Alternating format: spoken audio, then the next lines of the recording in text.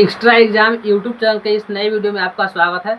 हम लोग ऑब्जेक्टिव प्रश्न का एनालिसिस कर रहे थे, अर्थात ऑब्जेक्टिव प्रश्न पर चर्चा कर रहे थे। और यह ऑब्जेक्टिव प्रश्न बिहार बोर्ड क्लास 10वां का फिजिक्स, जिसमें प्रकाश का परिवर्तन और अपवर्तन पहला चैप्टर है, उसका एनालिसिस किया जा रहा था। और यह सही प्रश्न आप लोगों के लिए बहुत महत्वपूर्ण है। और यह प्रश्न आज आपका तीसरा पार्ट होगा। इससे पहले हमने 2 पार्ट अपलोड कर दिया है, आप लोग उसको प्लेलिस्ट में जाकर के ज़रूर देख लीजिए। यदि इन सब का PDF चाहते हैं तो हमारे प्लेलिस्ट में ही डिस्क्रिप्शन बॉक्स में ही एक लिंक है, उस लिंक पर क्लिक कीजिए।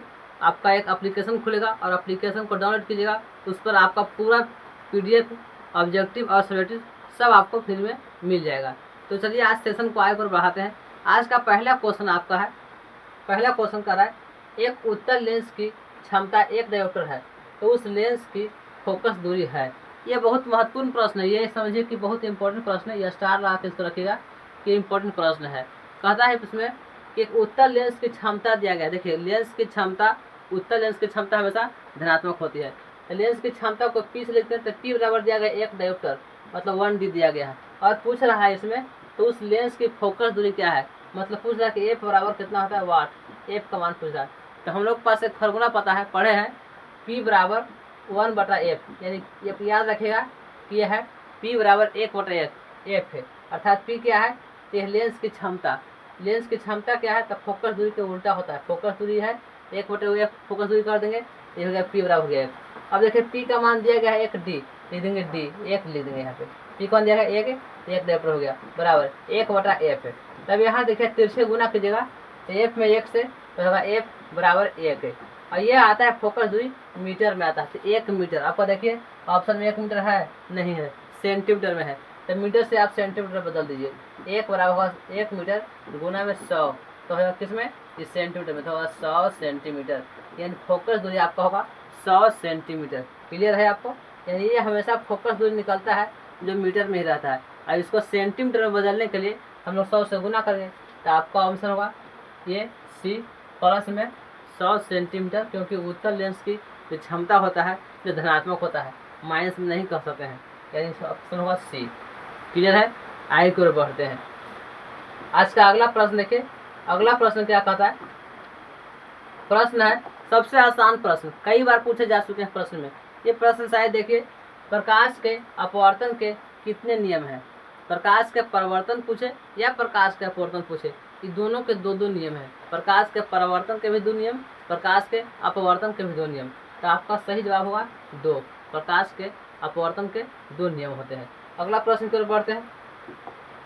अगला प्रश्न, इस प्रश्न को आप कमेंट बॉक्स में जरूर लिखिएगा कि प्रश्न देखिए कहाँ से पूछा गया है और कैसा प्रश्न है, इसको बारे में आप अनुभव लगा सकते हैं। प्रश्न का है किसी माध्यम के अपवर्तनांक का मान होता है, अपवर्तनांक का मान पूछ रहा है, किसी माध्यम का अपवर्तनांक, देखिए पूछ रहा है अपवर्तनांक, अपवर्तनांक क्या होता है सर। तो देखिए किसी माध्यम का अपवर्तनांक को हम लोग देखो म्यू से लिखते हैं, अपवर्तनांक को म्यू से शुरू करते हैं। और म्यू बराबर होता है फॉर्मूला साइन आई बटे साइन आर, साइन आई बटा में साइन आर, साइन आर, इसी को स्नेल का नियम भी कहते हैं, इसी को म्यू भी कहते हैं, साइन आई बटा साइन आर। तो आपका ऑप्शन देख लीजिए किसमें है साइन आई बटा साइन आर, तो यह साइन आई बटा में साइन आर, आपका आंसर हुआ ऑप्शन ए। देखिए बी में नहीं होगा क्योंकि साइन आर पहले है और साइन आई बाद में है, तो उल्टा होगा। फिर साइन आई गुना साइन आर होगा नहीं, ये भी नहीं होगा, प्लस में होगा नहीं, आपका ऑप्शन होगा कौन, ये। समझिए कि प्रकाश के अपवर्तन के दूसरा नियम में कहा जाता है, प्रकाश के अपवर्तन के दूसरा नियम में देखिएगा उससे को साइन आई बटे साइन आर होगा, इसी को स्नेल का नियम म्यू से शुरू करते हैं, तो लिखा गया होगा। तो आपका ऑप्शन होगा ए। चलिए आगे बढ़ते हैं तीसरा प्रश्न की ओर। अगला प्रश्न आज का होगा तीसरा प्रश्न। तीसरा प्रश्न क्या कहता है, ध्यान दीजिएगा, इस प्रश्न को आप कमेंट बॉक्स में जरूर लिखें क्या आंसर होगा सर। ये परिभाषा से प्रश्न पूछा गया है, परिभाषा से ही प्रश्न पूछे गए हैं, इससे ज़्यादा पूछा था, नए नए क्वेश्चन इसी तरह से आपको डिजाइन किया गया मिल सकता है। करें एक उत्तल लेंस होता है, उत्तल लेंस क्या होता है, परिभाषा में बताया गया होगा आपको, सभी जगह समान मोटाई का, मतलब सभी जगह समान मोटाई का होता है उत्तल लेंस। देखिए पहले आप लोग उत्तल लेंस का फिगर बना देते हैं, यहाँ पे देखिए हम एक फिगर बनाते हैं, दिमाग में फिगर आपको जानना चाहिए, यह है उत्तल लेंस। देखिए उत्तल लेंस में क्या है, दो ऊपर और नीचे क्या है, ऊपर नीचे का भाग पतला है और बीच का भाग क्या है, चौड़ा है। यही ऑप्शन देखना है। देखिए बीच का भाग, बीच का अपेक्षा किनारों पर मोटा होता है। बीच की अपेक्षा किनारों पर मोटा नहीं, किनारे पर पतला होता है। बीच की अपेक्षा किनारे पर पतला ही है, ये भी नहीं होगा। अगला, किनारों की अपेक्षा बीच में मोटा। देखिए किनारों की अपेक्षा बीच में मोटा है ना, ऑप्शन होगा कौन, ऑप्शन होगा सी। डी इनमें से कोई हो नहीं सकता है। तो ये प्रश्न आपको प्रश्न चित्र से भी बन सकते हैं, या परिभाषा आप याद किए होंगे कि उत्तल लेंस में बीच का भाग चौड़ा होता है और ऊपर नीचे का भाग अर्थात किनारों का भाग क्या होता है, पतला होता है। अगला प्रश्न देखते हैं। आज का अगला प्रश्न है। अगला प्रश्न क्या कहता है, देखिएगा ये प्रश्न भी इम्पोर्टेंट प्रश्न है, कई बार पूछे जा चुके हैं। जो प्रश्न में हम स्टार लगा रहे हैं इम्पोर्टेंट, तो उसको आप अवश्य नोट भी कर लीजिएगा या याद करके रखिए कॉपी में, संकेत के रूप में कहीं लिख लीजिएगा। प्रश्न कर रहा है अवतल लेंस का आवर्धन m बराबर होता है। लेंस का आवर्धन कर रहा है।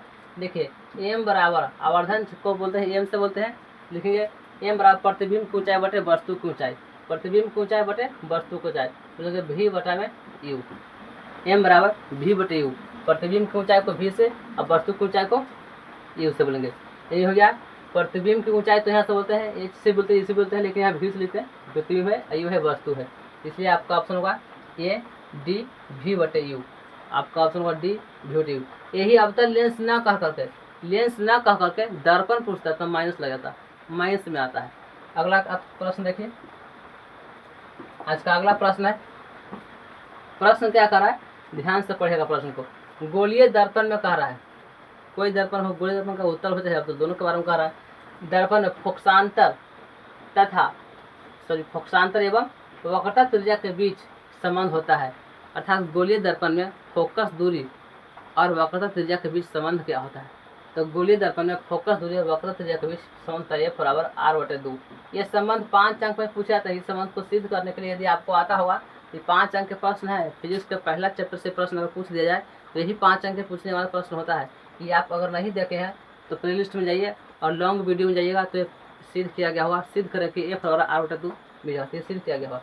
यानी कह दिया गया कि संबंध क्या होता है, फोकस दूरी और वक्रता त्रिज्या के बीच में। फोकस दूरी और वक्रता त्रिज्या के बीच में संबंध क्या है, f बराबर r बटे 2। इसी को भाषा में लिखा, देखिए f बराबर 2 बटे r नहीं होगा, r बराबर देख। अब इसको देख लेते हैं, यह r बराबर 2f, तिरछे गुना करते हैं यहाँ से, नीचे क्वेश्चन तो r में 1 से गुना करते हैं, r बराबर होगा f में 2 से तो 2f, तो r बराबर 2f भी हो सकता है। इसी को चेंज करना आना चाहिए, मैथ के हिसाब से आप एक्सचेंज कर सकते हैं। अब इसको फिर से f यहाँ से निकालो, f बराबर तो r बटे 2 हो जाएगा। तो आपका ऑप्शन देखिए r बराबर 2f, ऑप्शन होगा ए, r बराबर 2f हो गया। क्लियर है। अगला प्रश्न की ओर बढ़ते हैं। अगला प्रश्न देखिए, प्रश्न क्या कर रहा है, सोलर कुकर, सोलर कुकर की बात किया जा रहा है। क्या है कि सोलर कुकर में प्रयोग किया जाता है। पहले तो आपको दिमाग में सोलर कुकर का इमेज जाना चाहिए कि होता क्या है सोलर कुकर। आप पढ़े होंगे या आप नहीं पढ़े तो जरूर लॉन्ग वीडियो में देख लीजिएगा। देखिए इस तरह से सोलर होता है और इसके बीच में एक कुकर लगा होता है। इस तरह से आप देखेंगे एक कुकर लगा हुआ है, ये हैंडल है इसका। अब क्या होता है, इसमें इस तरह से एडजस्ट किया जाता है कि जितना दर्पण का प्रतिबिंब हो, तो प्रकाश आए यहाँ तो यहाँ आ जाए, प्रकाश के यहाँ किरण है तो यहाँ मुड़ के आ जाए, प्रकाश जहाँ पे सब बीच में जाए। ये प्रकाश से यहाँ, फिर यहाँ प्रकाश कर यहाँ, तो सभी फोकस किसी बीच में जाए। और बीच में जाने के बाद से इतना उष्मा उत्पन्न होता है, उतना उष्मा उत्पन्न होता है कि यह कुकर में जो रखा हुआ भोज्य पदार्थ होता है वो बढ़ने लगता है। तो यह देखिए कौन सा दर्पण है, बाहर से पेंट किया गया हुआ है ना, तब नहीं प्रकाश हुआ। तो ये कौन दर्पण है, बाहर के भाग में कलर किया गया है और अंदर का भाग क्या है, अंदर के भाग में परावर्तक भाग सतह है, चमकने हो रहा है। तो कहेंगे अवतल दर्पण। किस दर्पण का फिगर है, तो आपका होगा ऑप्शन ए, अवतल दर्पण। अर्थात सोलर कुकर में अवतल दर्पण का उपयोग किया जाता है। क्लियर है। आगे बढ़ते हैं, अगला प्रश्न की ओर बढ़ते हैं। अगला प्रश्न क्या करा, ध्यान दीजिएगा। प्रश्न कह रहा है उत्तल लेंस में बना प्रतिबिंब होता है। लेंस में पूछ रहा है उत्तल लेंस में बना प्रतिबिंब होता है। देखिए लेंस में देखा जाए दो लेंस, एक उत्तल लेंस और एक अवतल लेंस। अब दोनों के बारे में कुछ जानकारी रख लेते हैं। उत्तल लेंस देखिए इस तरह से फिगर बनाए जाते हैं, यह है उत्तल लेंस। इसमें अगर प्रतिबिंब के बारे में बात की जाए तो इसमें प्रतिबिंब छोटा ही बनेगा, वस्तु के बराबर ही बनेगा और वस्तु से बड़ा ही बनता है। वास्तविक और उल्टा बनता है, काल्पनिक और सीधा ही बनता है, सही प्रतिबिंब बनते हैं। फिर करें इसमें प्रश्न, देखिए अब क्या करा से उत्तल लेंस करा है बराबर और सीधा, बराबर और सीधा प्रतिबिंब बनता है। तो बराबर बनता है लेकिन उल्टा रहता है, बराबर बनता है लेकिन वस्तु बराबर लेकिन उल्टा रहता है। अगला वास्तविक और उल्टा, हाँ वास्तविक और उल्टा ही प्रतिबिंब बनता है, लेकिन वास्तविक और उल्टा के अलावा सीधा भी बनता है। देखिए अगला है वास्तविक और सीधा। वास्तविक और सीधा नहीं, काल्पनिक और सीधा हुआ, हमेशा सीधा हुआ तो काल्पनिक प्रतिबिंब हमेशा सीधा होता है। इनमें से कोई नहीं, ये तो होगा नहीं, ये होगा नहीं। आपका ऑप्शन होगा बी, वास्तविक और उल्टा। वास्तविक और उल्टा, देखिएगा वास्तविक और उल्टा होता है। और काल्पनिक बनेगा तो सीधा बनेगा, तो काल्पनिक के साथ सीधा है ही नहीं ऑप्शन में, तो वो ऑप्शन नहीं लगा सकते हैं। आपका ऑप्शन होगा बी, उत्तल लेंस में बना प्रतिबिंब होता है तो वास्तविक और उल्टा होता है। वास्तविक और उल्टा हो सकता है। क्लियर है? ऑप्शन के अनुसार यहाँ हुआ।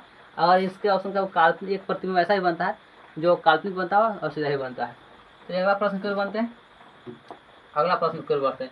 आपका अगला प्रश्न है, प्रश्न क्या कर रहा है, देखिए उत्तल लेंस में जब बिंब, बिंब कहने का मतलब वस्तु, और एफ और 2f के बीच रखा जाता है तब बना प्रतिबिंब होता है। एफ और कह रहा है एफ और 2f के बीच रखा जाता है। पहले पहचानना है कौन सा लेंस है, तो कह रहा है उत्तल लेंस। थोड़ा सा फिगर इसको बनाते हैं, उत्तल लेंस कह रहा है। उत्तल लेंस देखिए ये फिगर हमने बना दिया, ये है उत्तल लेंस। उत्तल लेंस में दो फोकस होते हैं, इसको लेंगे एफ, इसको लेंगे f2, यानी f1 f2 कहेंगे, ये भी फोकस है। यहाँ हो गया 2f, ये हो गया 2f, ठीक है। अब कह रहा है इसमें कि जो बिंब है कहाँ रखा गया है, f और 2f के बीच। ये हो गया f, ये है 2f, इसके बीच में जो बिंब रखा हुआ है तो कहाँ बनेगा। तो इससे दो किरण चलाने आना चाहिए आपको।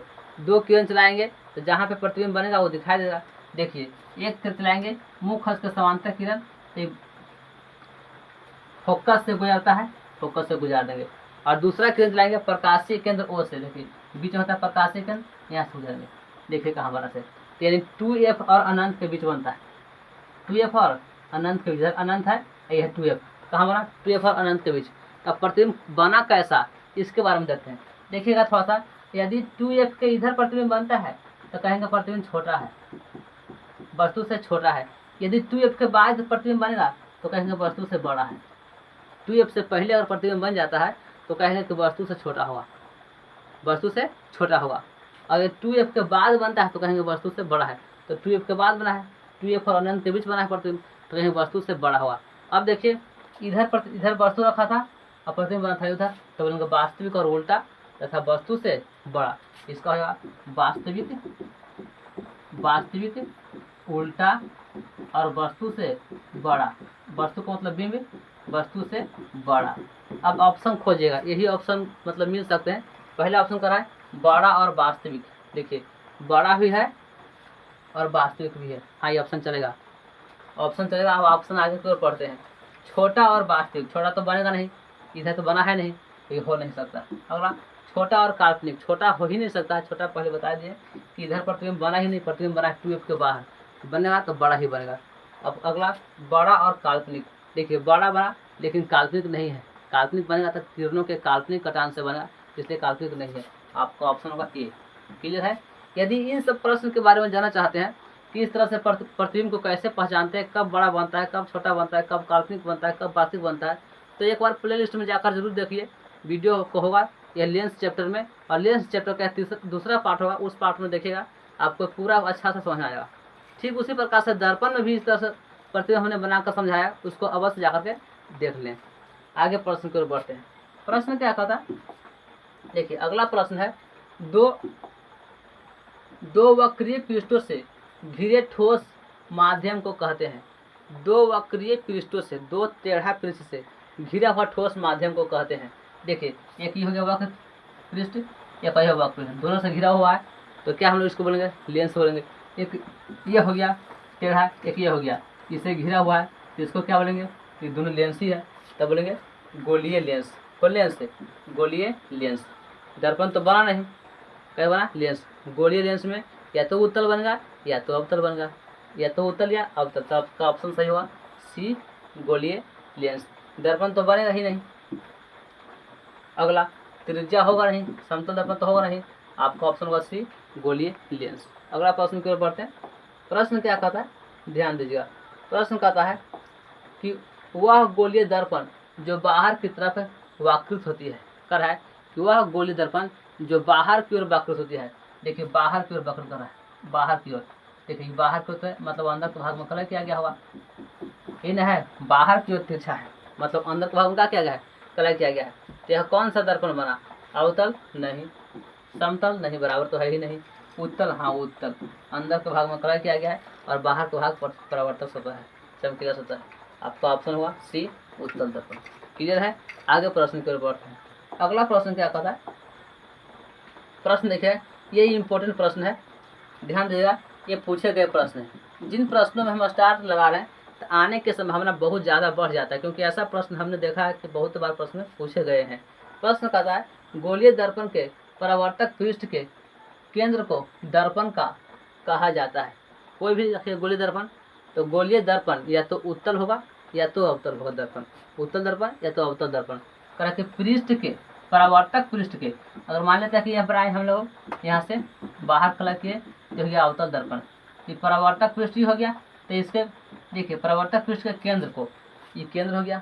और हम इसी को ये अवतल ना बना के उत्तल बनाएंगे, अंदर की कलाई कर देंगे, यहाँ से करेंगे, तो इसके बीच को परावर्तक सतह के मध्य बिंदु को, यही करा है परावर्तक पृष्ठ के केंद्र को, ये परावर्तक पृष्ठ है, इसके केंद्र को क्या कहते हैं?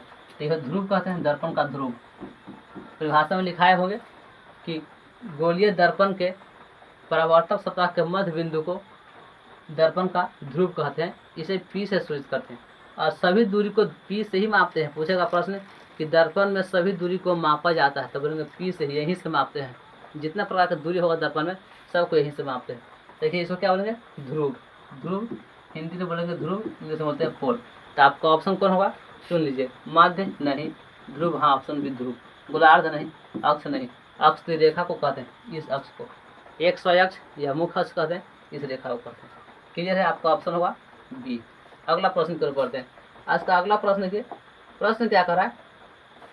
प्रश्न ध्यान से दीजिए, छोटा प्रश्न है, अच्छा से पढ़ेंगे तो बन पाएगा, नहीं तो कन्फ्यूजन में आ जाएगा। नहीं तो क्या होता है कि बच्चे समझते नहीं है, स्किप करके बहुत बढ़ जाते हैं। प्रश्न करा है, किसी लेंस द्वारा उत्पन्न आवर्धन का ये सही मात्रक होता है। कोई भी लेंस द्वारा आवर्धन का ये सही मात्रक पूछ रहा है। आवर्धन का ये सही मात्रक देखा जाए तो मात्रक निकालेंगे आवर्धन का, देखिएगा आवर्धन, तो फार्मूला होता है आवर्धन का, ये आवर्धन क्षमता कह सकते हैं। तो प्रतिबिंब की ऊंचाई बटा वस्तु की ऊंचाई, तो ऊंचाई का भी ऐसा मात्रक मीटर होगा और प्रतिबिंब की ऊंचाई कहे जाए, वस्तु की ऊंचाई कहे, दोनों का मात्रक मीटर, तो दोनों का एम से एम कट जाएगा, तो मात्रक विहीन कहेंगे। मात्रक होता ही नहीं है, कट तो गया दोनों।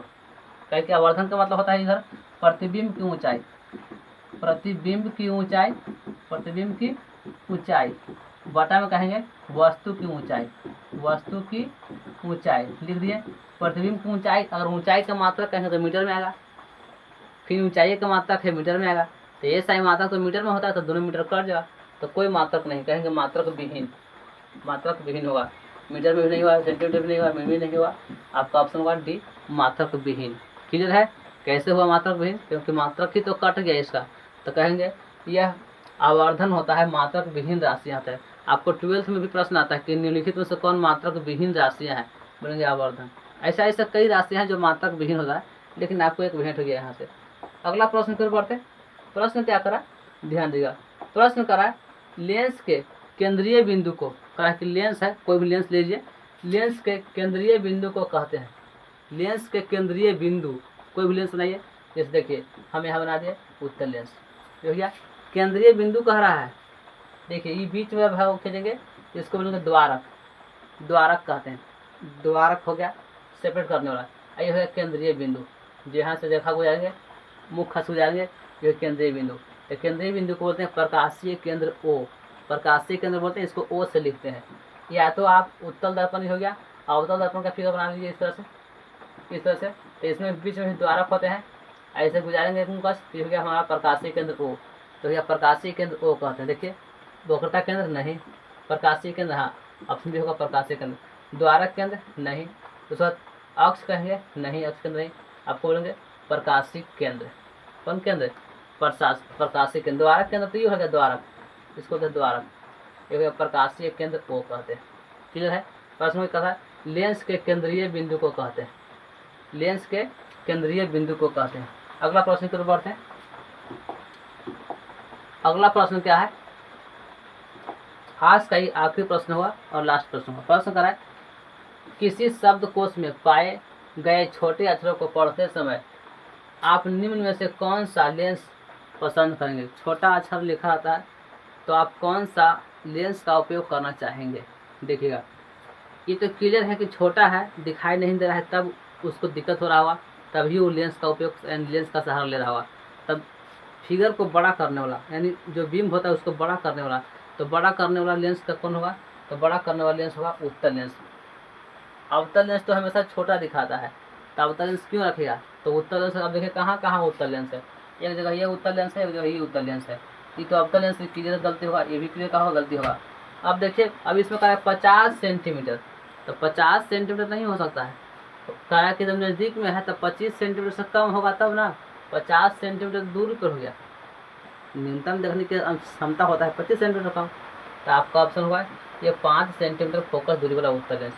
5 सेंटीमीटर फोकस दूरी वाला उत्तल लेंस लगाएगा, तब आँख के पास नज़दीक लगा रहेगा और वह देखेगा उसको, तो बड़ा बड़ा फिगर दिखाई देगा।